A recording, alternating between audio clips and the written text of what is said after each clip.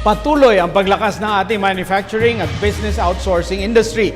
Paliwanag ng Department of Trade and Industry, malaki ang naitulong ng reforma ng pamahalaan sa pagpasok ng mas maraming investment sa bansa. Ang detalye sa ulat ni Ara Perez. Nanatiling malakas ang manufacturing sector sa bansa. Noong Pebrero, tumaas ito ng 12%. Kasunod din nito ang pagbubukas ng mas maraming trabaho, lalong-lalo na sa iba't ibang probinsya. Malaki ang naitutulong ng reforma ng Administrasyong Aquino sa iba't ibang sektor. Sa pagpuksa sa red tape, mas maraming foreign direct investments ang pumapasok sa bansa. Ang mas maayos na pamamalakad sa mga negosyo, ang mas pinalawig na kompetisyon ng bansa sa World Economic Forum at ang 3 credit upgrades ay nakatulong din sa pag-angat ng ekonomiya. May mataas na record sa manufacturing sector ang machineries, petroleum, semiconductors, electronics, chemicals, metal and wood products at power and construction. Ayon kay Trade Secretary Gregory Domingo, ang lahat ng positibong resultang ito sa bansa ay nakatutulong sa ekonomiya. Manufacturing is really because of primarily one of the confidence now in the government that we're doing the right policies to support a good business environment.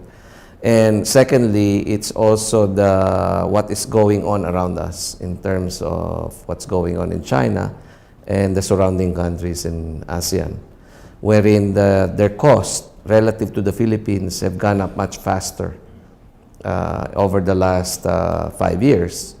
And as a result, Philippines has become much more competitive, cost-wise. And our value proposition has always been that we have very good human resources, very capable, English-speaking, very loyal.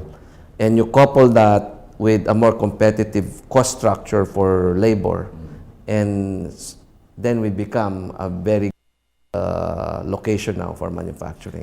Samantala, malaki rin ang positibong dulot ng business processing outsourcing sector. Katunayan, maaari pa nitong maungusan ang remittances ng OFWs matapos ang 5 taon. Noong nakaraang taon, ang BPO industry ay kumita ng $15 billion, samantalang pumalo naman sa $23 billion ang OFW remittances. Well, BPO is doing really well.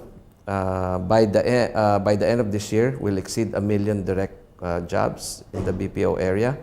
And the statements of the industry players is that the growth doesn't seem to be abating.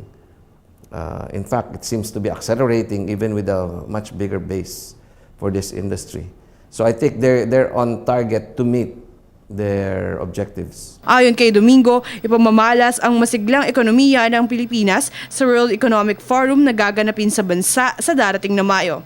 Dagdag pa ni Domingo, si Pangulong Aquino mismo ang nagtakda ng mandato sa magandang ekonomiya ng bansa. So we're very excited that the World Economic Forum East Asia edition is here in Manila this year.